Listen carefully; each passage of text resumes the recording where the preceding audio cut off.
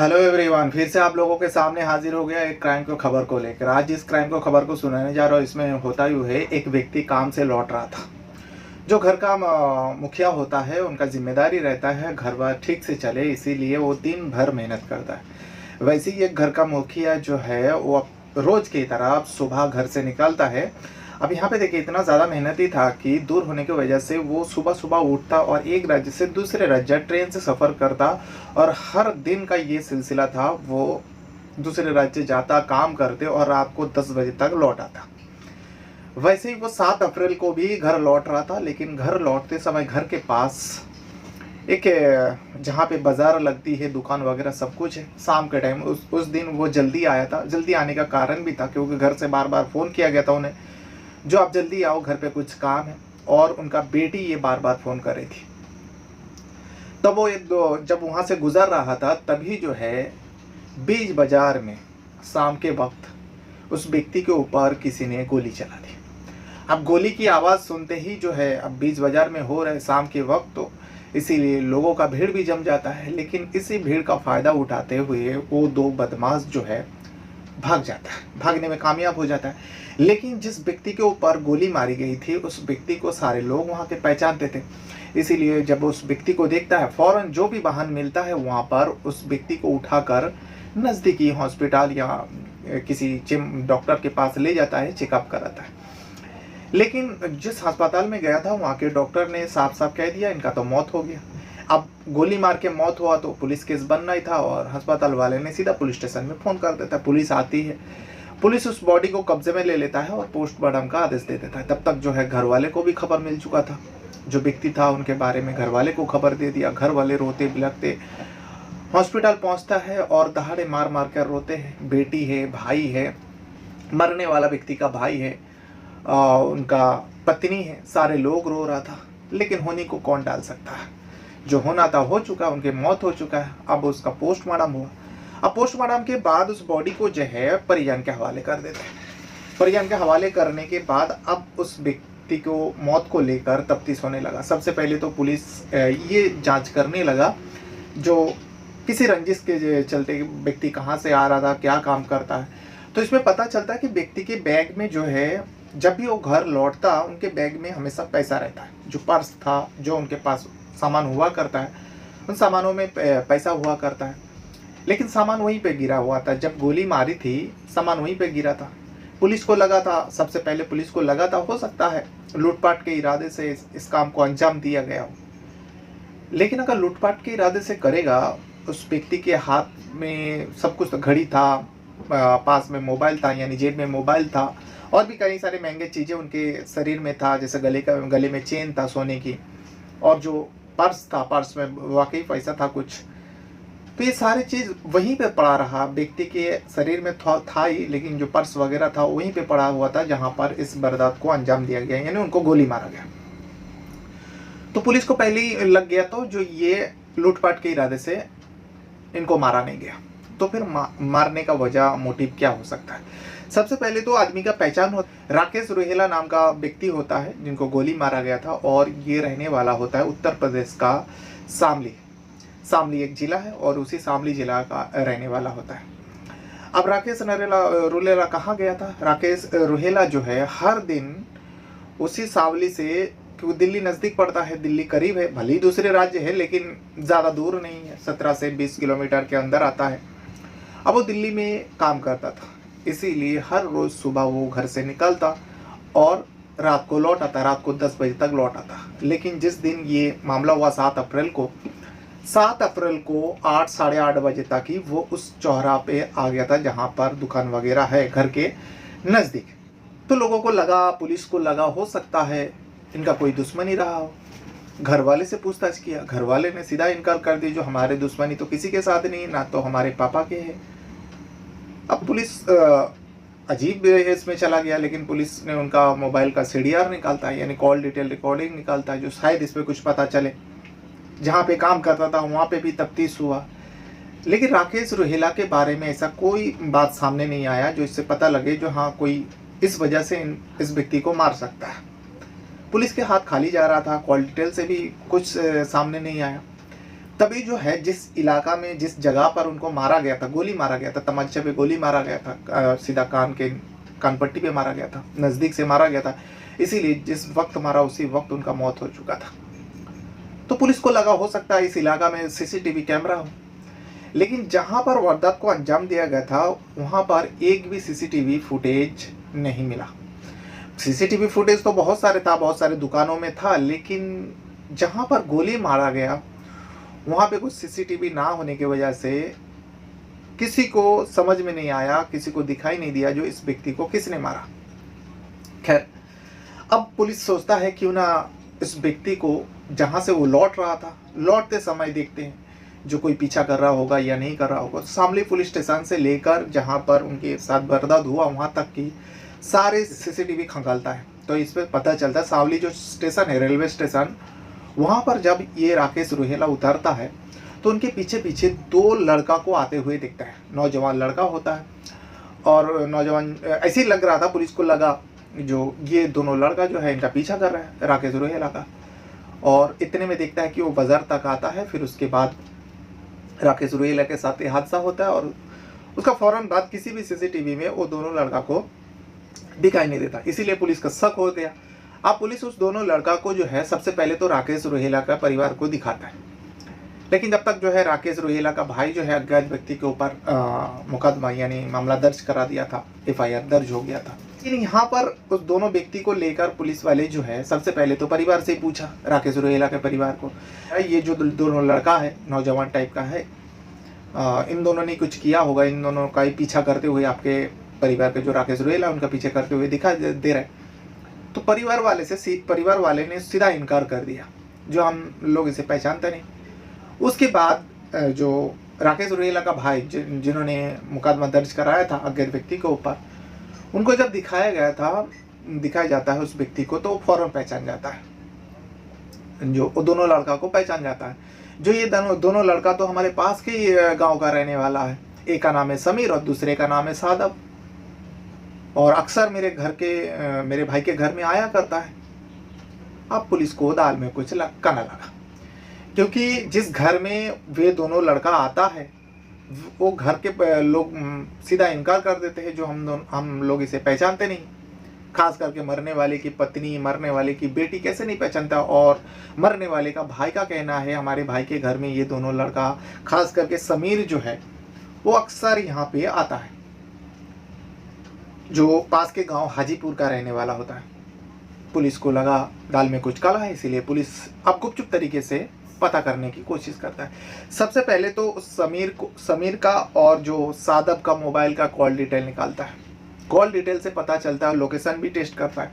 सबसे पहले तो लोकेशन से पता चलता है जो 7 अप्रैल को जो राकेश रुहेला की मौत हुआ था, और राकेश रुहेला जिस जगह पर शामली से लेकर उस चौराहे तक जो लोकेशन दिखा रहा था, समीर और सादब का मोबाइल का भी लोकेशन वहीं पर है। अब जब कॉल डिटेल निकालता है समीर के मोबाइल से, कॉल डिटेल में एक नंबर इतना ज़्यादा बार बात हुआ कि उस कॉल को लेकर अब पुलिस वाले जो है उस नंबर का भी डिटेल निकालता है, किसका नंबर है। तो उस नंबर का जब डिटेल निकालता है तब पुलिस वाले का जो शक जो है यकीन में बदल जाता है। अब पुलिस के पास सबूत मिल चुका था, क्योंकि वो नंबर जो है राकेश रुहेला का बेटी वैष्णवी की होती है। अब जब वैष्णवी का नंबर होता है, इतना टाइम बात होता है, और यहाँ राकेश रुहेला का भाई का कहना है, समीर नाम है। समीर को उठाता है, सादब भाग चुका था, समीर को उठाता है। समीर जो है उसी हाजीपुर का रहने वाला एक डॉक्टर का बेटा होता है, जिस डॉक्टर का नाम होता है ज़रीफ। ज़रीफ जो है उसी हाजीपुर में एक क्लिनिक खोल के रखा था, डॉक्टर था पेशे से, और समीर जो है डॉक्टरी का पढ़ाई कर रहा था, जो राजस्थान कोटा में। अब राजस्थान कोटा में वो पढ़ाई कर रहा था, लेकिन इस वक्त जब ये हादसा हुआ तो वो घर पर ही मौजूद था, उससे इसीलिए समीर को उठा लेते हैं। उठाने के बाद अब सादब के बारे में पूछता है, तो सादब छुप चुका था, लेकिन समीर को जब थोड़ा सख्ती करता है सादब के बारे में भी बता देता है। तब सादब को भी धर लेता है, जिस जगह पे वो छुपा हुआ था उस जगह से उसको धर लेता है, और दोनों को लेकर पुलिस थाने पहुंचता है और दोनों से पूछताछ होता है। सबसे पहले तो हर मुजरिम की तरह इस सादब और समीर भी, सादब जो है समीर का ताऊ का बेटा, अनीस का बेटा होता है। अब दोनों इधर उधर घुमाने की कोशिश किया, लेकिन पुलिस के पास सबूत था, लोकेशन था, कॉल डिटेल था। इस वजह से जो है सीसीटीवी फुटेज भी था जो पीछा करते हुए दिखाई दे रहा था। सारे लोगों को, मोहल्ले के लोगों को भी पता था समीर जो है अक्सर इस राकेश सुरेला के घर आता है। लेकिन जब दोनों के ऊपर सख्ती करता है, यहाँ पर अभी भी वैष्णवी को उठाया नहीं था पुलिस वाले ने, तो दोनों अब फटफट पड़ने लगता है। यानी दोनों अब पुलिस के सख्ती के आगे टूट जाता है और सच्चाई कबूल कर लेता है, खास करके समीर कहता है जो मैं और राकेश सुरेला का जो बेटी है वैष्णवी, हम दोनों एक दूसरे से प्यार करते हैं। सबसे पहले तो हम दोनों जब स्कूल में था, हम दोनों को बीच में प्यार हुआ, दोस्ती हुआ, फिर दोस्ती धीरे धीरे प्यार में बदल गया। और मैं जबकि पास के गांव का था, तो मैं अक्सर जो है राकेश सुरेला के घर में वैष्णवी से मिलने के लिए जाता था। लेकिन वैष्णवी के घर में जब जाता था, वो हिंदू थी और मैं मुस्लिम था। इस वजह से आसपास के लोग मुझे अनब शनब बकने लगे। और एक दिन तो राकेश सुरेला मुझे पकड़ा और मुझे पूछताछ करने लगे, तुम क्यों आते हो, जबकि हमारा बेटी का स्कूल ख़त्म हो गया और वो कॉलेज में है, तुम अलग जगह पढ़ते हो, अब क्या मिलना जुलना, अब तुम लोगों मिलना जुलना अच्छी बात नहीं है, तुम दूसरे कौम के हो, हमारे बारे में सोचो, हमारे मोहल्ला में बदनामी होते, आसपास के लोग तना मारते, तो तुम मत आया करो। राकेश सुरेला जो है अच्छी तरह से समझा था, लेकिन समीर कहाँ समझने वाला था। समीर तो वैष्णवी से प्यार करता था और वैष्णवी कहीं ना कहीं उसे प्यार करती थी। इस वजह से अब वैष्णवी जो है अक्सर समीर को बुलाते थे अपने घर में। और घर में बुलाने का मकसद ये था क्योंकि राकेश सुरेला जो है सुबह घर से निकलता ड्यूटी के लिए और रात को 10 बजे तक आता। घर पूरा खाली रहता। घर में जो उनका माँ थी वैष्णवी की, यानी राकेश सुरेला का पत्नी, उनके बारे में भी बताया गया कि राकेश सुरेला कहता था अक्सर मारपीट होता था घर में, और मारपीट के वजह से पत्नी को मारने का वजह जो थी, राकेश सुरेला को शक था उनके पत्नी का अवैध संबंध है, और एक से नहीं कई लोगों से, और अपने घर का जो है बेटी लोग को भी छूट दे रखी है।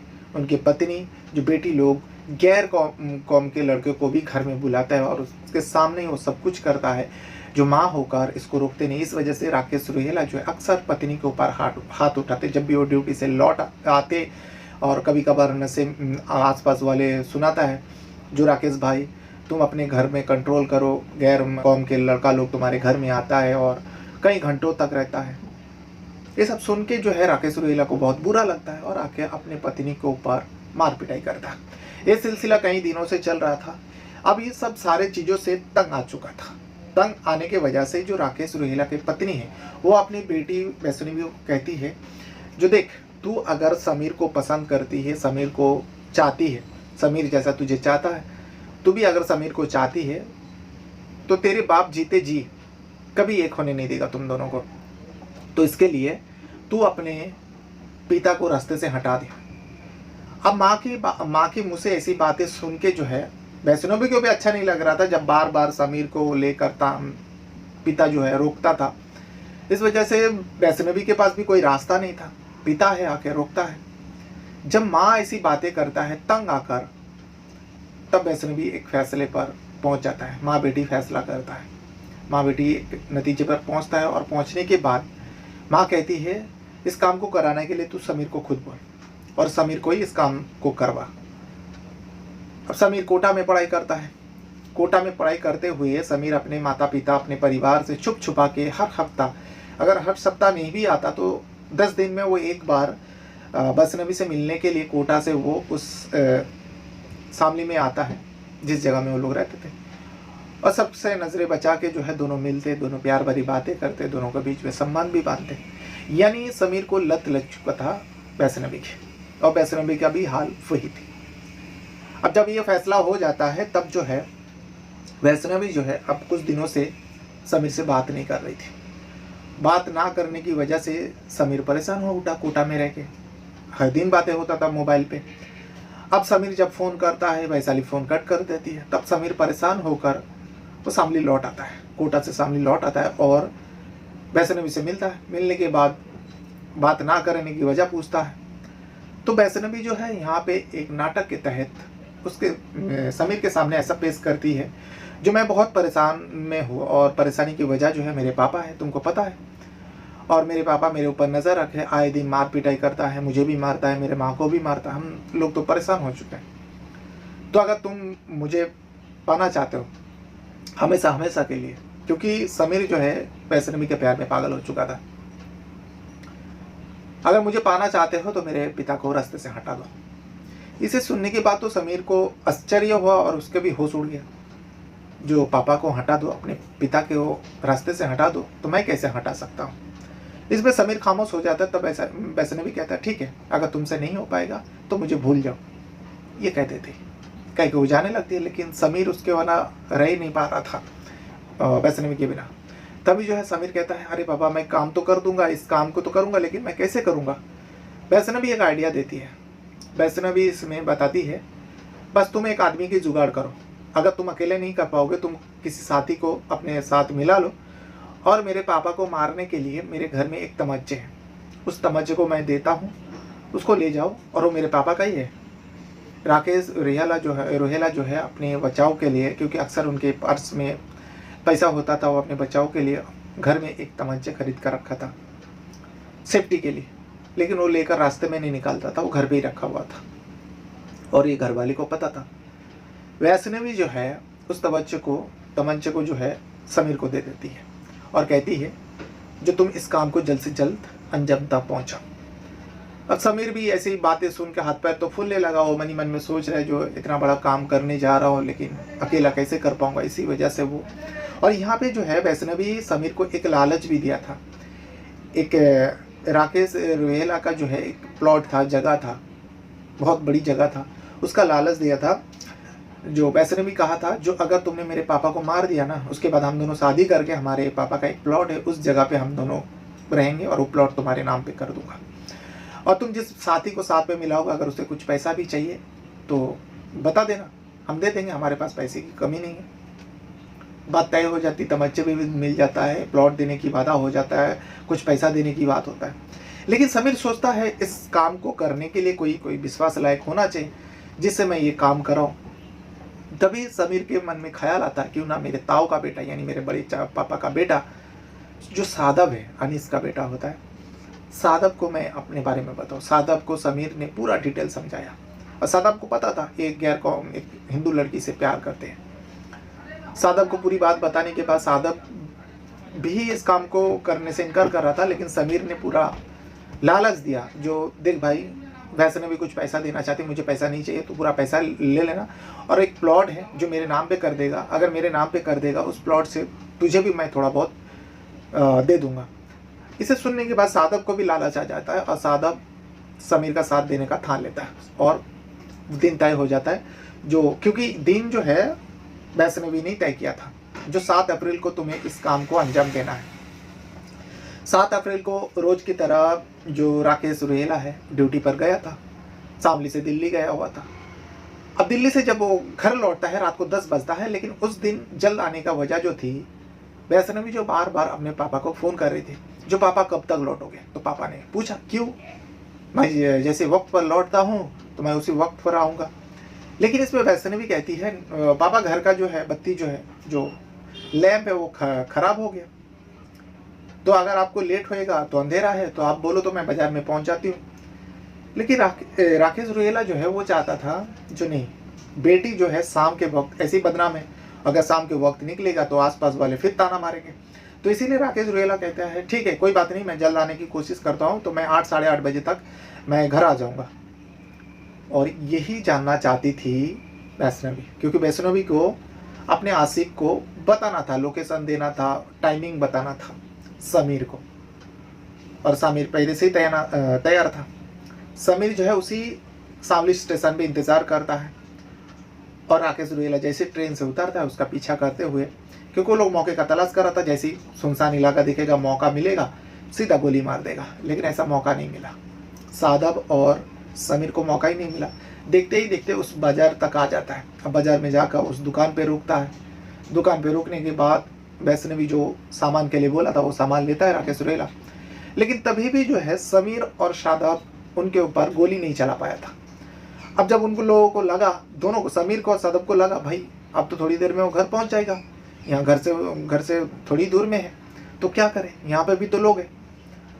अब दोनों सोच लेता है भाई आज ही इस काम को अंजाम देना है, नहीं तो वैसे भी जो है मुझसे कभी बात नहीं करेगा, हमेशा हमेशा के लिए रिश्ता तोड़ देगा। उसने कहा है और मुझे वो उसको लगेगा मैं डरपोक हूँ। तो इसीलिए सादब को आने वो कहता है समीर जो भाई कैसे भी करके अभी इस काम को अंजाम देना है। तभी सादब जोश में आता है और लोगों के सामने बीच बाजार में उस राकेश रुहेला को गोली मार देता है। लेकिन जब गोली चलती है तब किसी की नज़र इन दोनों के ऊपर नहीं पड़ी, सब अपने अपने काम में धुन में मगन था। भली बाजार था, सब अपने अपने में लगा हुआ था। लेकिन जैसे ही गोली की आवाज़ चली सीधा नज़दीक से फायर हुआ, इसीलिए राकेश जमीन पर गिरा। लोग भीड़ इकट्ठा हुआ, जब तक लोग पलट कर देखता किसने गोली चलाया तब तक जो है भीड़ का फ़ायदा उठाते समीर और सादब भीड़ में गुम हो जाता और वहाँ से भाग जाता है। तभी जो है आसपास के लोग उस राकेश रुहेला को पहचानता था, पास के ही रहने वाला था, उठाते हैं हॉस्पिटल ले जाता है, लेकिन उनका मौत हो चुका था। ये पूरा डिटेल समीर और शादाब ने पुलिस वाले के सामने बताया। पुलिस वाले के सामने जब पूरा डिटेल बताने के बाद पुलिस की टीम राकेश रुहेला के घर जाता है और जाने के बाद उसकी बेटी वैष्णवी को उठाते हैं और उनकी जो पत्नी है उनको भी उठाते हैं, क्योंकि उनके पत्नी ने ही आइडिया दिया था वैष्णवी को, जो अगर तू अपने आशिक से एक होना चाहता है तो तू अपने पिता को रास्ते से हटा दे। यहाँ पर एक पत्नी अपने सुहाग को मिटाने के लिए वो कहती है अपनी बेटी को तू अपने पापा को मरवा दे अपने आशिक से कहकर। और बाद में ये भी पता चला जो उनके पत्नी का जो है वाकई अवैध संबंध लोगों से चल रहा था। लेकिन उस समीर और शादाब को तो पकड़ लिया था, फिर इन दोनों को भी पकड़ के थाने ले जाता है और चारों के ऊपर धारा लगा के अदालत पेश होती है और उसके बाद जेल भेज देता है। तो ये था वो पूरी कहानी। बहरहाल अपने साथ साथ अपना परिवार का भी बहुत ज़्यादा ख्याल रखिएगा। इस वीडियो को देखने के लिए आपका बहुत बहुत धन्यवाद करता हूँ। Thank you very much.